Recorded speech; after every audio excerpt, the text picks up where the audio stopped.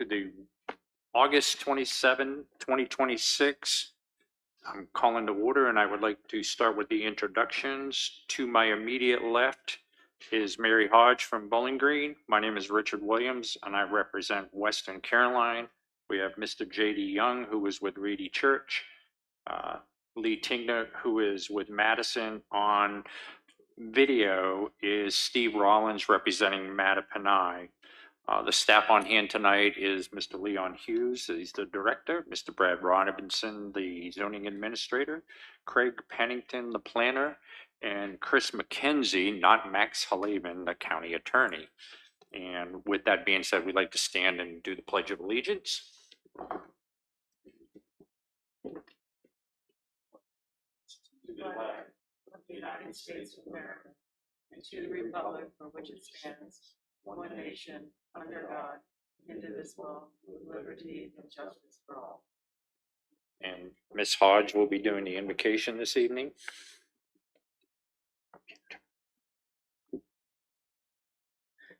Dear Lord, thank you for gathering all these people assembled here today in this hall and all those watching at home, everyone involved in our county. Please guide the decisions that are made here and that are the best of the ability to protect those in our county, our lands, and our country. We ask this in Jesus' name, amen. Amen.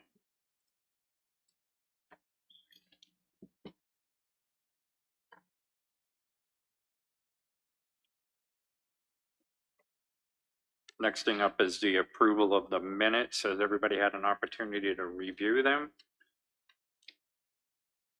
Anybody have any requests for changes, additions, subtractions? No? Everybody good? You good?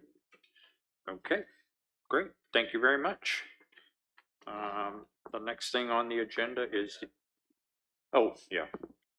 Mr. Chairman, I make a motion that we accept the minutes as read, as they are for the record. Thank you very much. I second. Thank you. All those in favor say aye. Aye. All those opposed say nay. The ayes have it. Minutes are approved. Okay. We have some unfinished business, Craig.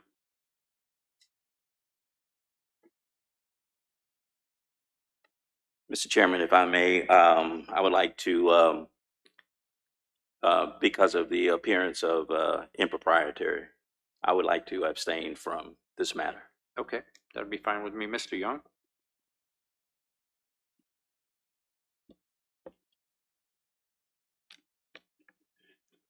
Mr. Pennington, you're up.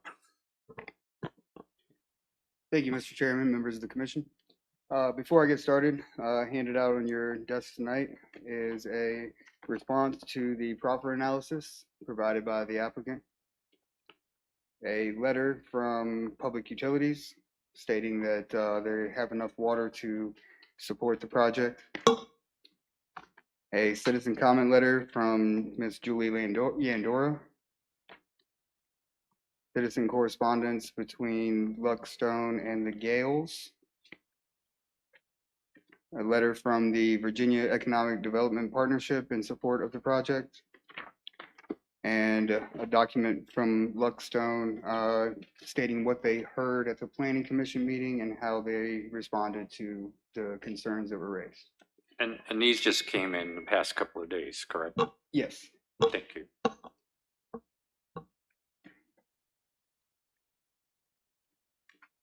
All right. Thank you, Mr. Chairman, members of the commission. The unfinished business tonight is the Carmel Technology and Enterprise Center, RZ06-2024. The applicant is requesting approval of a rezoning from RP Rural Preservation to M1 Industrial with B1 business uses for development of a technology and enterprise industrial campus pursuant to Article 10 of the zoning ordinance. During the July Planning Commission public hearing for RZ06-2024, citizens raised concerns around buffering, noise, possible data centers in the future, and historic resources. The Planning Commission had concerns regarding the restriction of B1 uses, construction timing of the spine road, along with traffic and water concerns. Since the July meeting, the applicant has revised the GDP and proffers to address these concerns. The applicant has provided a revised GDP that shows land bays F, G, H, and I being removed from the rezoning request. These land bays will remain zoned rural preservation and no development will occur west of Long Creek. These areas will be able to be utilized for any RP uses. And the revision to the GDP reduces the acreage involved with this request from 1,110 acres to 915 acres. The GDP also labels the buffer around the Carmel School as an undisturbed 40-foot buffer.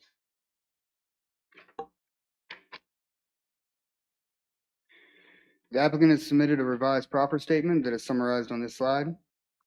Proffer 2 adds the restriction of data centers and has removed many restrictions for B1 uses. Proffer 3 adds a TIA requirement for future development after the project reaches 14,778 vehicle trips, what is listed as the maximum.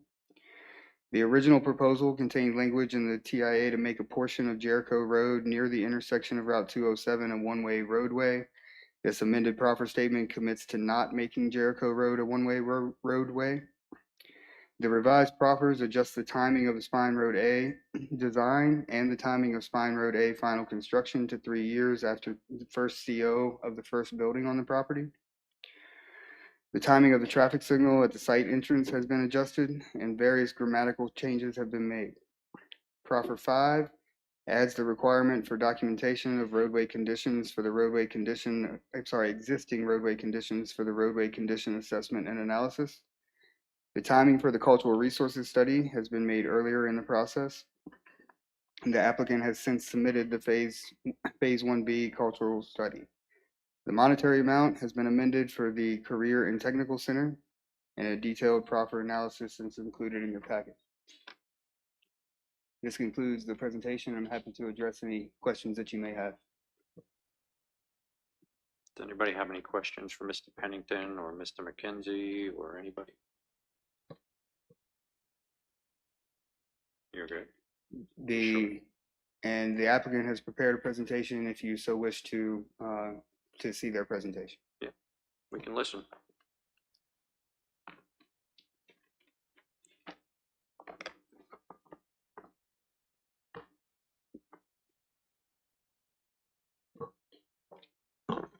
Thank you, Mr. Chairman, other members of the Planning Commission. My name is Charlie Payne. Hope you're doing well. It's always great to be in Caroline County.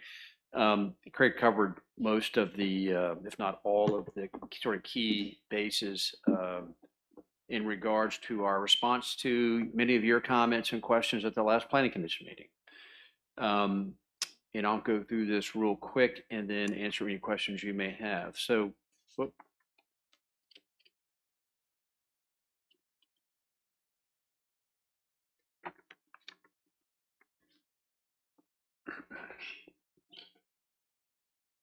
I was rolling there for a second, Craig.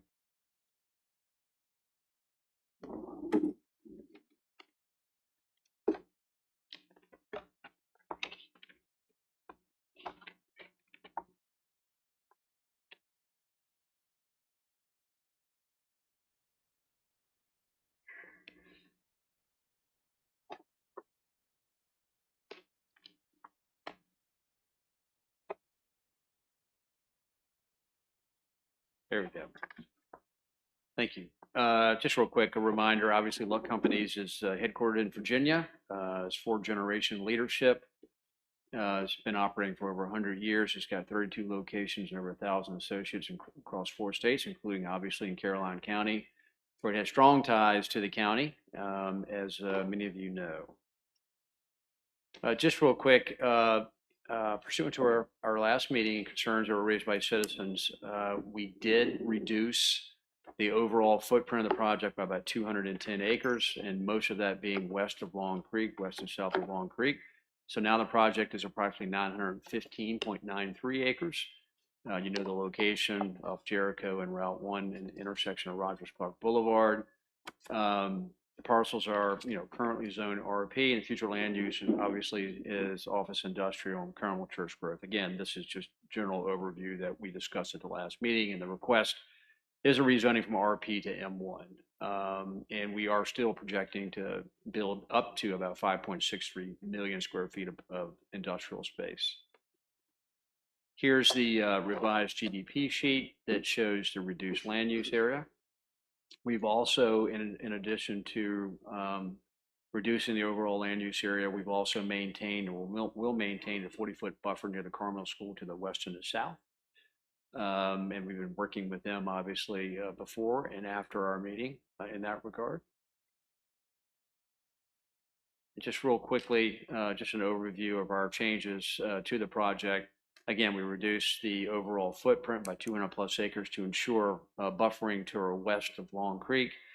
We have removed the potential for data centers. As you know, data centers were not part of our application and would require a special exception permit, but we simply went ahead and prohibited them specifically in the proffers to address questions at the last meeting.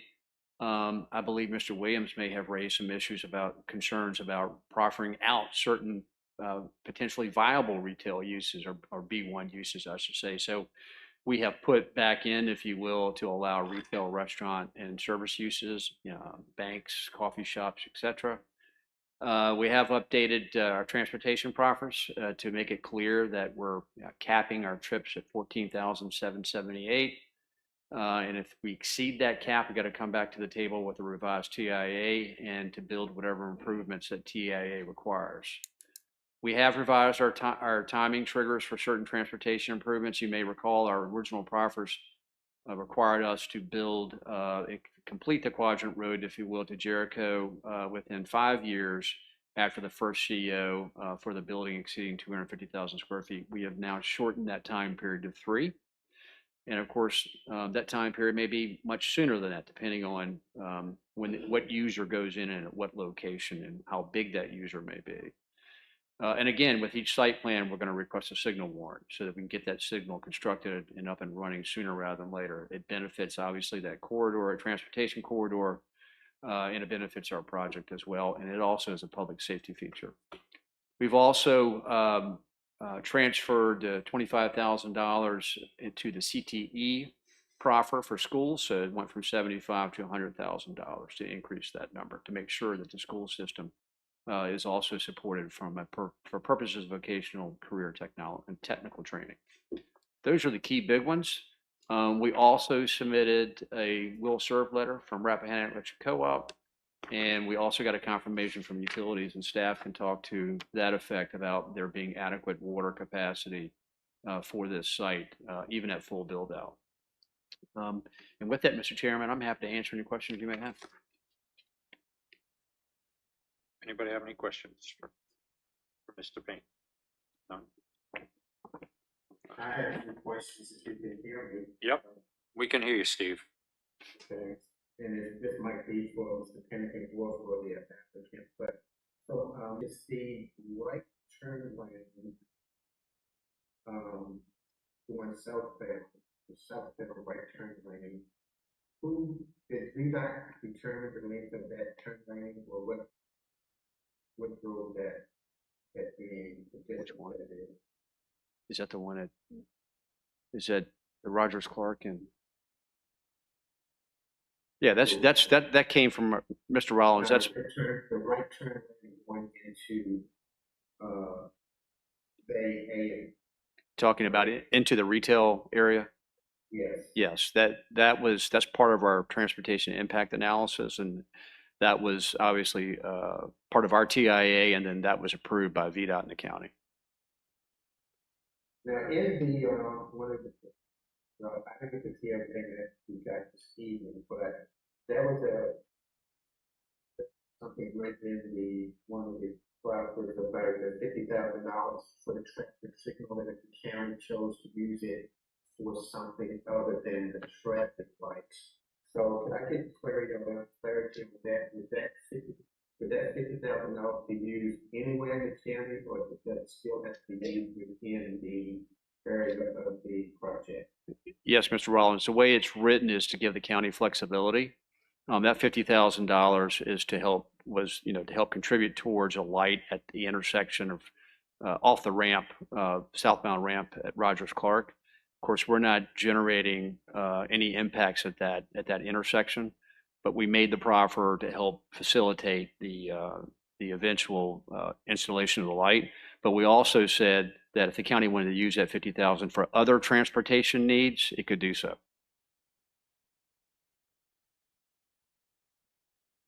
So you're saying that if they wanted to give that money to project on Lady Smith Road, they could do that? Yes, sir.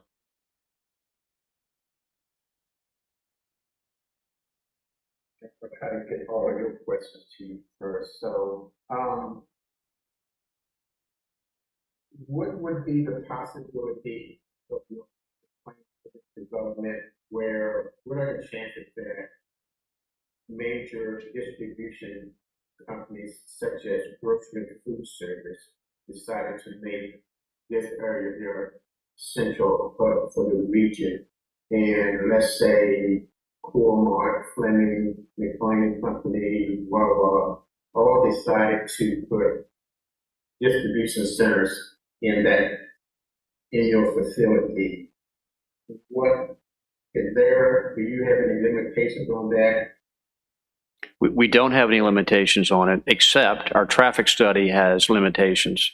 So if those users were to come into our site and they would trip the maximum trip cap that we have in our proffers, we would have to go back to the county and to VDOT and prepare another transportation impact analysis, which of course the scoping of which is determined by the county and by VDOT.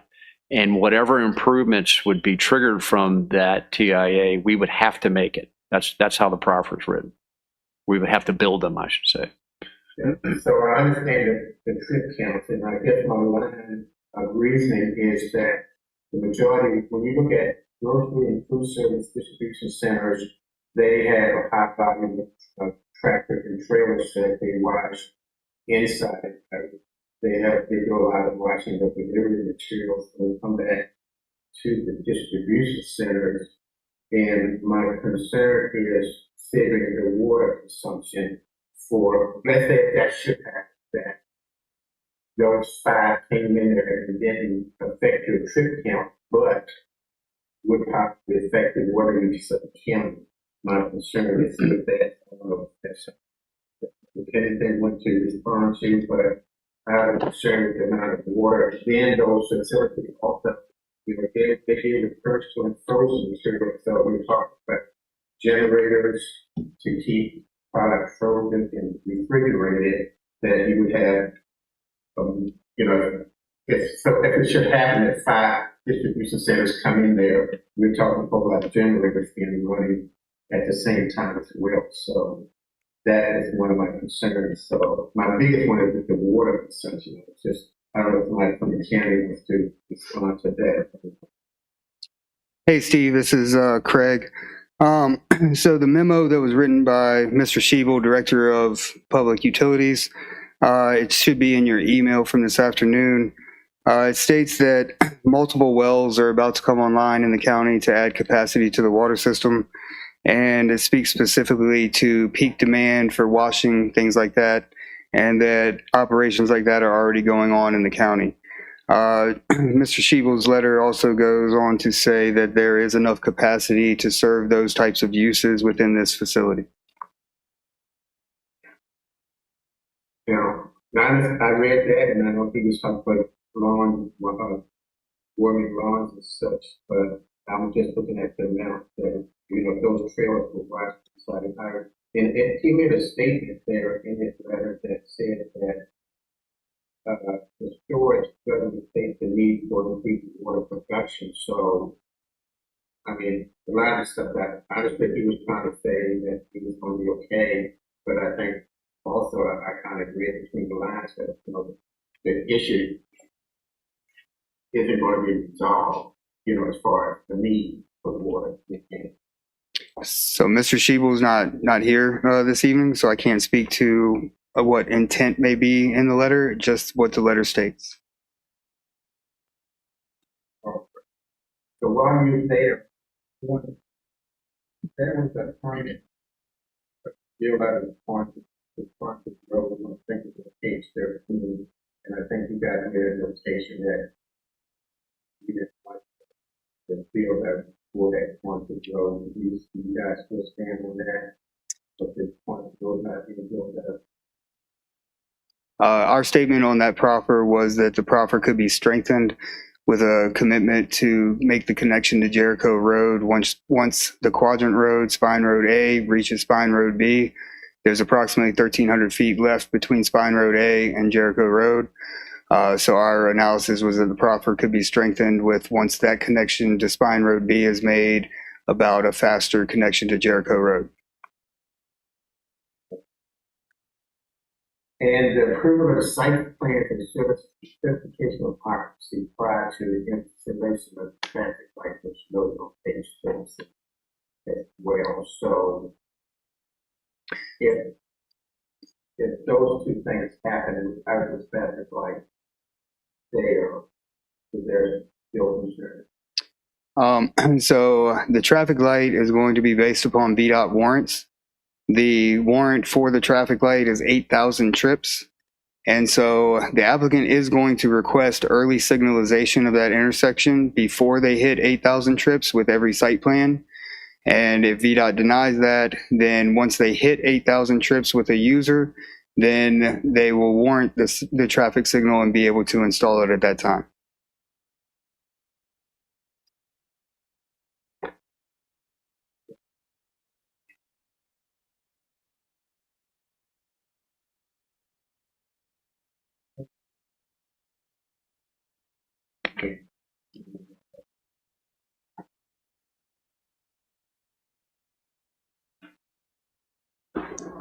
Anybody else have any questions? Mr. Tingler? Ms. Hodge? Steve, you can have the floor back. Okay. Well, I just wanted to like to say, I still have concerns with what, I'm not for the doing things, but, we also in Canada looking at issues with truck parking in the county. And my concern is not really how much is going, whether any type of distribution going into that location, whether it's fed, UPS, grocery distribution, going to impact that to make it worse than what it is now in the county. And just being on the other side of Route 1, adding another agglomeration to that circle there, I'm concerned with it. I just wanted to force that that's all I answer. Okay, and Ms. Hodge, do you want to make a statement? Thank you, Mr. Williams. My comments are, I cannot vote in favor of RZ 06-2024 in good conscience, the rezoning of 915.93 acres from RP to MY for the following reasons. First of all, it is a conceptual GDP, and the applicant is unwilling to disclose possible future uses for the property. I find it hard to understand that they are unwilling to acknowledge future tenants. It seems to me a blank check written on the Caroline County Rural Land Bank account and on the tab of the county taxpayer. Land use proffer states the property will be developed in accordance with the GDP, but there is no actual plan presented within it. It gives the applicant too much flexibility and the county too many unknowns. For all we know, the applicant can acquire the rezoning approval and sell. Additionally, it is my understanding that Lux Nye Village in Spotsylvania has not fully developed, nor did they carry out their proffers in the many years since they were granted approval. So that does not offer a good example to risk changing the zoning here in Caroline. Secondly, traffic proffers. It is my determination that routing truck traffic from the 207 corridor toward the intersection with Route 1, traveling southbound, and then turning west into the property will jeopardize the safety of the community and make the undivided highway Route 1 an unsafe corridor, now also teeming with tractor trailers. Especially since there is no guarantee when the new signal is approved by VDOT, and with a significant amount of traffic entering and even more dangerously exiting the site northbound. Additionally, the applicant did not offer any money towards transportation funds for Jericho Road, which in honesty will also cause this bucolic byway to become a traffic disaster in itself once the Quadrant Road is fully completed. I still maintain a $50,000 profit toward a traffic signal at Rogers Clark and 95 southbound is quite insignificant, and in my opinion, an insultingly low figure that offsets virtually none of the negative impacts this rezoning will offer. I also feel the $100,000 donation to the County Technical Career Center would be better served if given to the school agricultural programs, since in addition to removing land from rural preservation zoning, the proffers are restricting businesses that promote the local agricultural industry, such as feed and seed stores, veterinary clinics, and lumber yards that are permitted by right in M1. Because the applicant is not forthcoming with any information about potential tenants on this property, I am very concerned with language in the GDP narrative, which state the site would include storage warehouses and distribution facilities and public utilities, generation, transmission, and distribution. I worry what this means. I maintain the county already has enough land zone for these uses, appropriately for these uses. And for this reason, despite the previously approved comp plan amendment, I'm not willing to sacrifice over 900 acres from rural preservation to industrial zoning. Since we don't know what the applicant has planned for the site, the county also has no idea on what their future water consumption will be.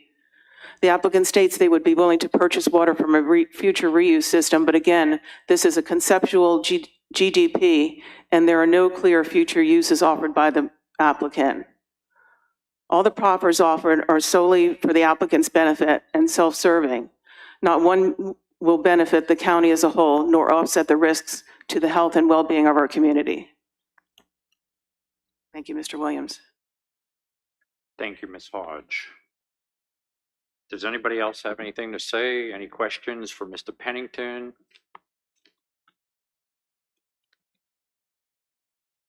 I'm done.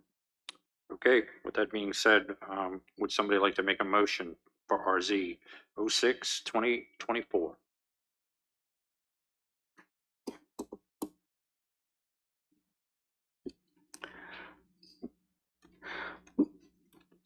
Whereas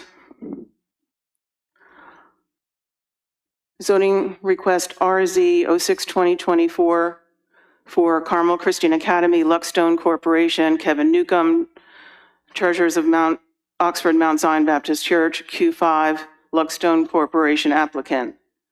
Appears to be generally inconsistent with the goals and objectives of the comprehensive plan and future land use map. And whereas the public necessity, convenience, general welfare, and good zoning practices warrants the denial of this request, I recommend that RZ 06-2024 be forwarded to the Board of Supervisors with a recommendation of denial. All those in favor say aye. Second, you have to get a second. Don't you have to get a second? Oh yeah, I need a second. You're not seconding. Okay, I will second it. Steve, can you hear us? Okay. Okay, I am seconding the denial because I, like Ms. Hodge, have quite a few questions about what. I'm not in favor of writing a blank check to the county, although that there are a lot of good things in the package. There's just as many bad things, in my opinion, and that's my opinion. So that's where I'm going to leave my denial. So with that being said, all those against the property being rezoned, do we have an aye? Oh, Yeah. go ahead, Chris. So, yeah, the motion is to recommend denial. So Correct. if you are in support of that motion, you would vote aye. And if you oppose the motion for denial, you vote nay. But I would vote on those lines to make the record clear. So the called vote would be, you know, all those in favor of the motion to recommend denial. Okay, I got you. Okay, so all those in favor of denying the motion, say aye. Aye. Aye. And those opposed say nay. Nay. Okay, the ayes have it 3-1, but we have to do a roll call. Ms. Hodge, can we have your answer again, please? Aye. I just want to clarify. Sorry, Chris. It's all right. So the called vote is those in favor of the motion to recommend denial. Right? Because if you vote to deny the motion, then you're denying the motion to deny, and that's Okay. support. So let's do a roll call vote on those in favor of the motion to recommend denial to the Board of Supervisors. Okay. I recommend denial. I recommend denial. I do not recommend denial. And Steve, you're going to have to say yours again, please. Okay. Mr. Tingley, did you get him? I got him. Yep. Okay. Thank you. Thank you, Chris. So with that being said, motion RZ 06-2024 will be forwarded to the board with a recommendation of denial. I could hear a pin drop in here.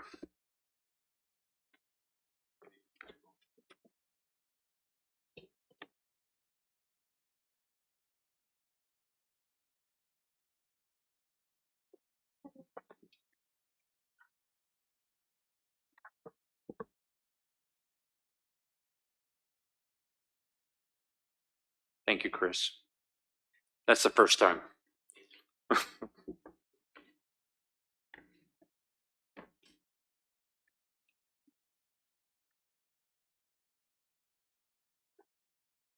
right, Mr. Chairman, public hearing protocol.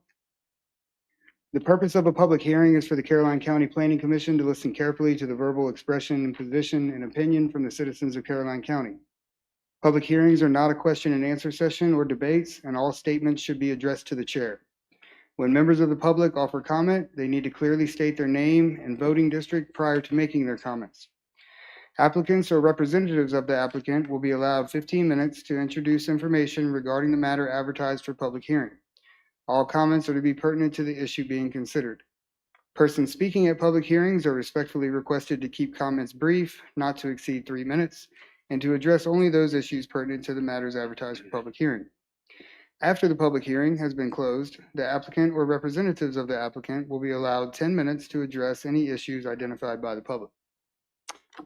Thank you, Mr. Pennington. Thank you, Mr. Chairman. Members of the commission, your public hearing tonight, SPEX 05-2026 Gether Lane Tower. The applicant is requesting approval of a special exception permit for a 199-foot monopole tower defined in the zoning ordinance as a communication facility on tax map 98-A-6. The subject property is located on the south side of Mattaponi Trail and has additional frontage along Gether Lane. The property is currently zoned rural preservation and is a total of 193 acres. The proposed tower only involves a 75 by 75 leased area, which is sited towards the center of the property away from adjacent roadways and properties. The staff report, just a note, the staff report identifies King and Queen as the southern property. King and Queen's to the east, King William is to the south. They kind of meet in that area. So just want to point out that it's King William County to the south, King and Queen County to the east.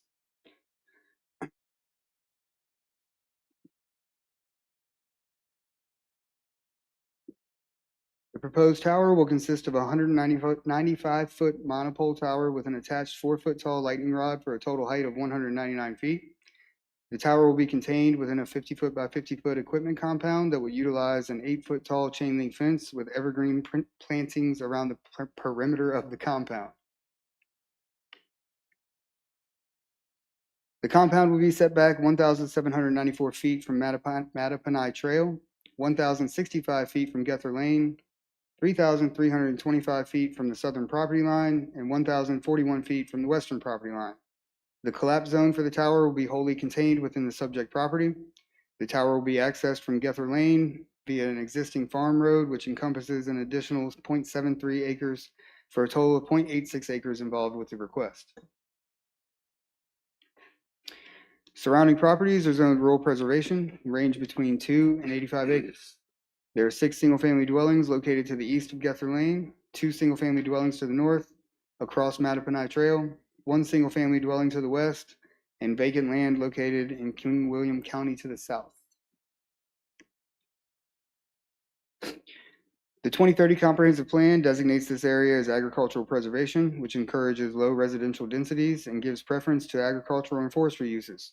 A communication facility is allowed by special exception permit in the RP zoning district. The requested use is consistent with the comprehensive plan. Staff offers the following conditions for the Planning Commission to consider if there is a recommendation of approval. The to-wit for the special exception shall be recorded in the circuit court within 30 days of receipt. Screening via landscaping and or fencing shall be maintained around the equipment compound as shown on the generalized development plan prepared by Bamman Consulting. The equipment compound shall be maintained, and the tower shall be designed to collapse within the fall zone as shown on the generalized development plan. And this concludes the presentation. I'm happy to address any questions that you may have.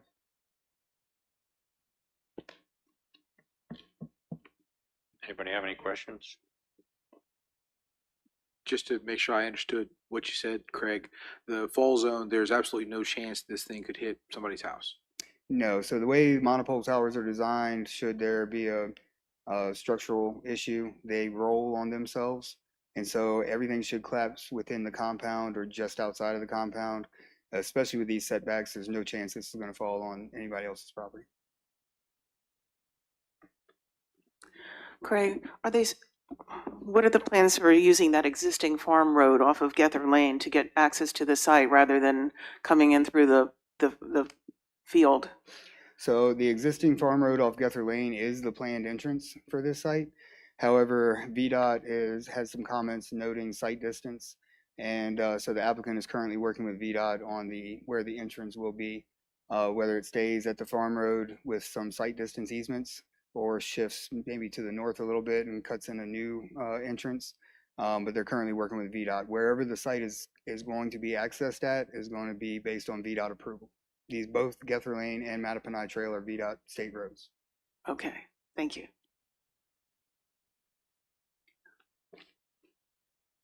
Steve, you got any questions? I did get. No, sir. Thank you. County Attorney is going to address the communication facilities state code that was passed out before the meeting.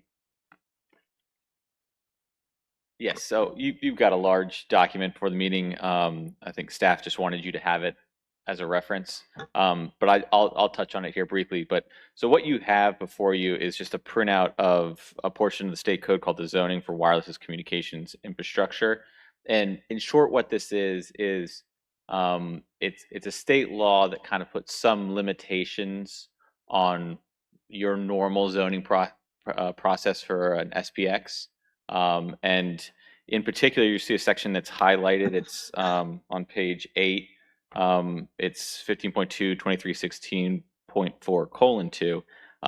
And this is really the operative provision here. And what it says in short is that there are certain things that the Planning Commission and the board cannot base a disapproval of the application on.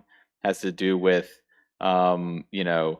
co-location of facilities, the design of the facility, the requiring confidential information to be shared, removal of existing facilities. There's kind of a long list. I can go through them if you want, but really the gist is that there are a kind of a long list of things that in this context, in the wireless tower context, and specifically with towers that are over a certain height, there are limitations on what the county can and can't do in the SPX process. And so the way the county's addressed that is with that supplemental regulation that you saw in your packet, where there are, and the applicant responded in their narrative statement to the requirements that the county can impose. Those are addressed in the zoning ordinance.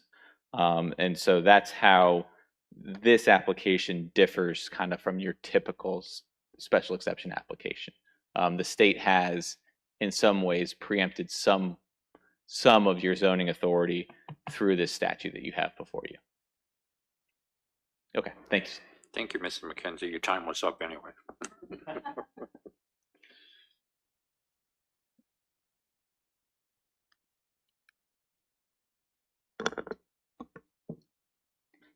Good evening. Thank you, Mr. Pennington, for your presentation, and thank you all for the opportunity to present tonight.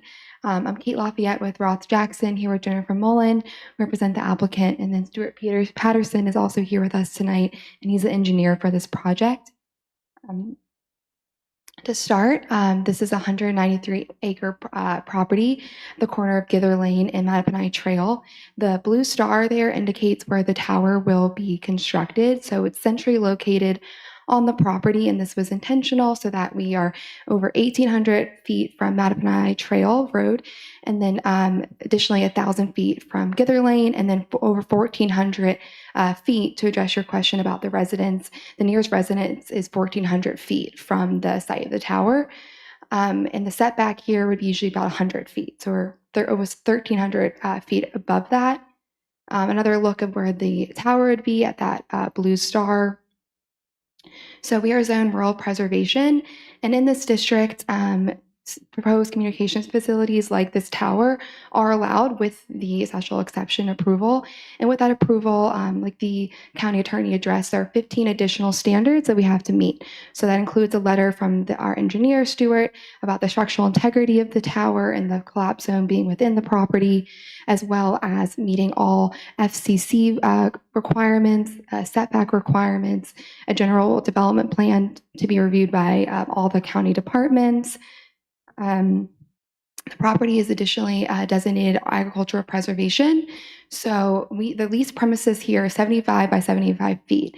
So all the ground equipment in the tower will be within that 75 by 75 feet, which is about 0.13 acres.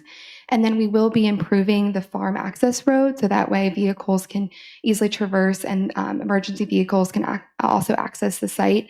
And so in total, we'll be improving 0.83 acres roughly. So that leaves 192 acres to be farmed, to be agricultural and preserved.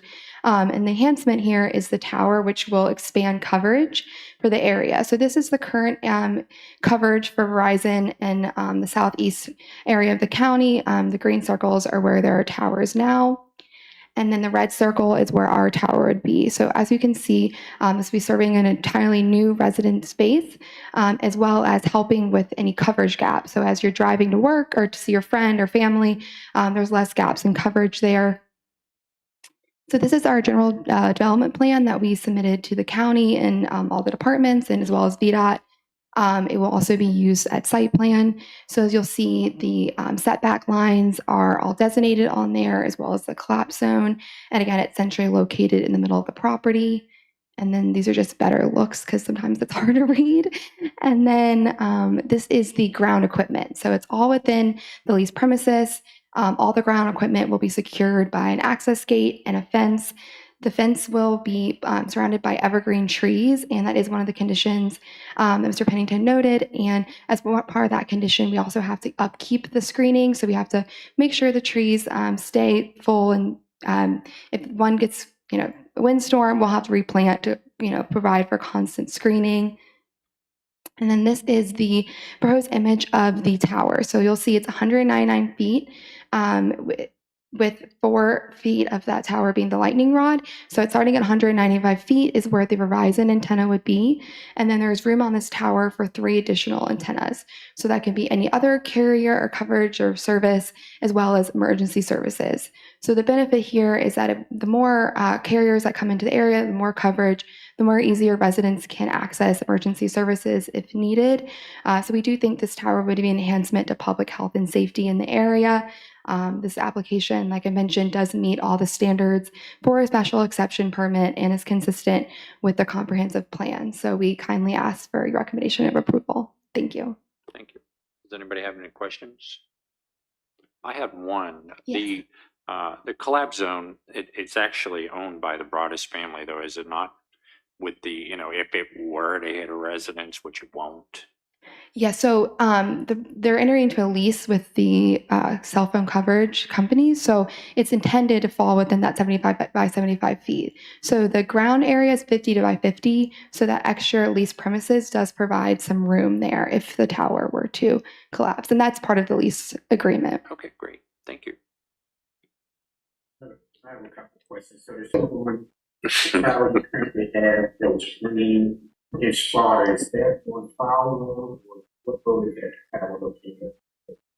I'm not exactly sure the road that's on, but it is quite a distance from where our tower would be. So there's no overlap there in coverage. So we're an entirely new coverage area.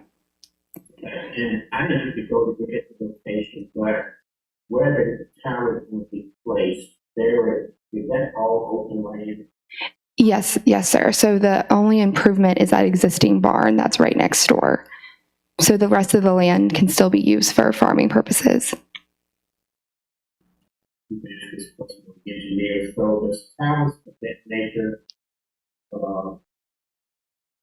so do better in areas that, where there's romantic, forestry or unmarked or the overland feature? And I know you said that, the road was going to be done so that the emergency vehicles need to go in. I was just curious at what kind of emergency event would happen, what kind of event would happen that would require, if you said on the fall with that zone. So there's really no emergency on the road. It's just since we're going to be adding to this property, we're just going to pave the road just so we're enhancing and improving the road. So we're not thinking there's going to be an emergency. It's just since we're going to be on this property and we're going to be improving the road, we're going to improve the road to a standard that if emergency vehicles needed to use the road, they could safely use their vehicles across this road instead of having to traverse a dirt or a gravel road. So it's just built to the standard that could accommodate the weight of some of those vehicles. These or so what happened if the family decide they want to be in the lease, you go ahead and turn it out. So it's a 40-year lease that's being signed for this for Verizon. So it can be renewed after that point, but it is for 40 years right now once built. Thank you. You're welcome. Thank you. Thank you, Steve. Anybody else have any questions? What's the population density of the area that you're going to be serving? It looks fairly empty, a lot of farmland there. So what value is this tower bringing to the community as a whole? I think the value is that if you live in this area and you're driving around, that you feel safer being able to access public services. I think driving around, and if you lose coverage, there's a coverage gap, that can make you feel insecure if you're a resident, because you have coverage in one spot as you're driving on the road, and then something happens to your car and you're on the side of the road. So I think it's just an enhancement to have the ability, no matter where you are in the county, to call emergency services or call relatives if you need. And also, people do now more than ever work from home. So I'm not sure how many people are working from home in this area, but that is an enhanced option for a lot of people. So I think it's, nice to give people that ability as well. Have there been any traffic studies that show the number of cars traveling on Mattaponi Trail or Gether, particularly, that would show what's being covered versus not? I don't have the traffic counts for Mattaponi and Gether. Yeah. Okay. So for traffic impact, it's not going to reach the number of trips to require that.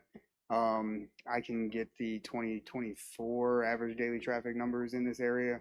Roads like Mattaponi Trail tend to have a couple hundred at the most. Yeah, traffic impact was the wrong term to use. Unfortunately, what I was looking for is the number of people with cell phones traveling up and down this road that it would benefit. I will say, so when you add more towers to the area, it helps with all the towers in the area.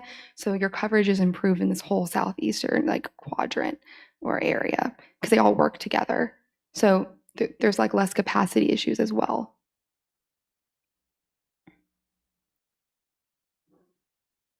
Anybody else? Steve, you have any more questions? Okay. Thank you. Thanks. Thank you very much. Thank you. I guess we will open the public hearing.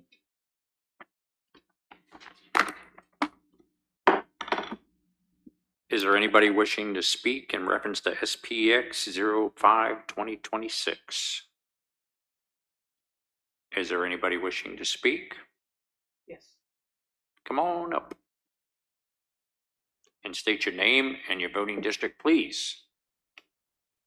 Good evening, everyone. My name is Rita Bell-Monte, excuse me, AKA Rita Belmonte. I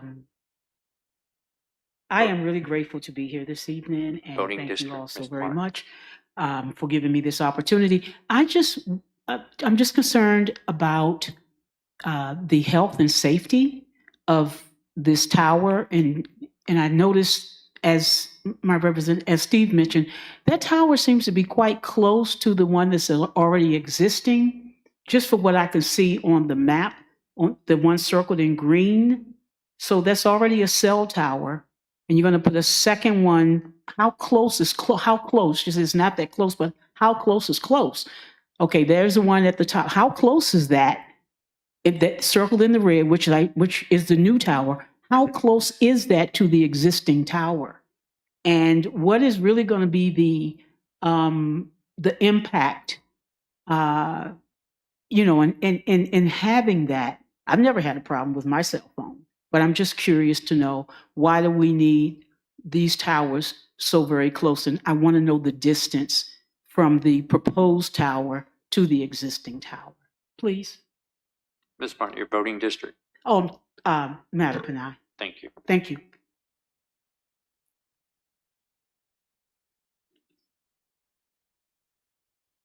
Mr. Pennington, is there a chance that you could tell us what the distance is?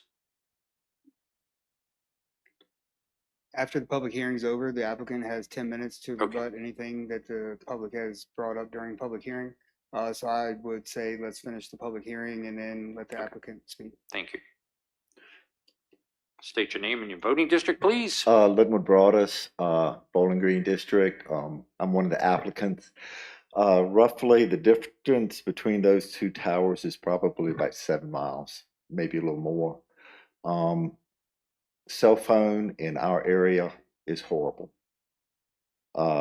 We have terrible coverage. So yes, having this tower will really help our area with the cell phone coverage. Thank you. Thank you, Mr. Burrows. Is there anybody else wishing to speak? Come on up, Mr. Collins. State your name and your voting district, please. Good evening, Kevin Collins, Reed Church District. I've worked out in this part of the county quite a few times, and I also live in a part of the county that most people wouldn't consider having cell phone issues, but here on this particular one, I would say it's a good thing for the community in this area. It is a very rural area. I know a cell phone tower is not something everybody wants in their backyard or particularly seeing in a rural setting like that, but if we want to keep the rural character of the county, we want those residents to be safe. And the last thing I would want to hear is that, God forbid, somebody needed emergency services, they could not contact them by a cell phone, and something bad happened. So I'm in support of this project. Thank you. Thank you, Mr. Collins. Is there anybody else wishing to speak? Is there anybody else wishing to speak? With that being said, the public hearing is closed. Thank you.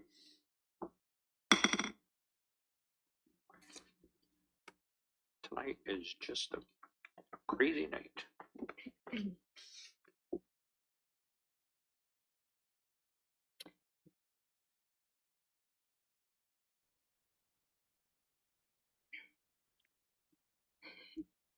No, you're good. Go ahead.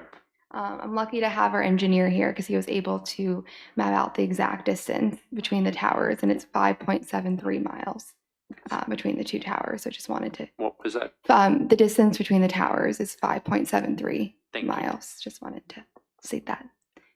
Thank you.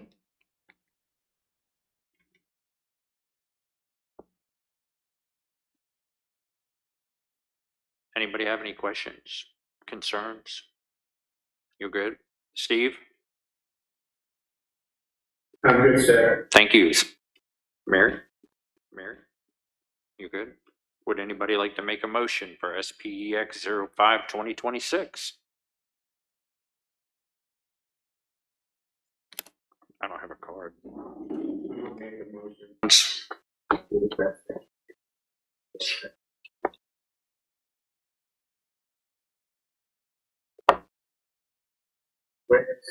Rezoning request RC, sorry, especially section SPE X -05 2026.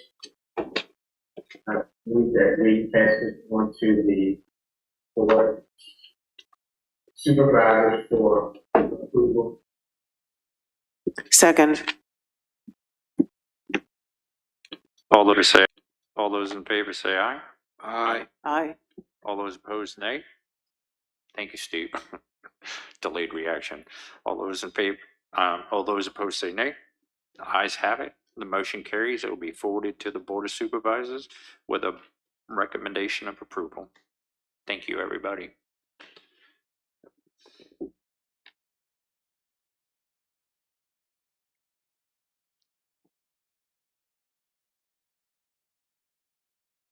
Steve, you did great. We know any and all matters tonight.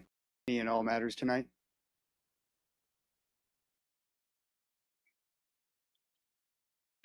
Well, with that being said, I guess we will make a motion to adjourn to September 24th, 2026 for our next regular meeting. Do I have so moved? Thank you, Mr. Young. Do I have a second? Everybody seconded. With the second, all those in favor say aye. Aye. Those opposed say nay. The ayes have it. We will meet again on September 24th, 2026, right here in the same very hall. Thank you all very much.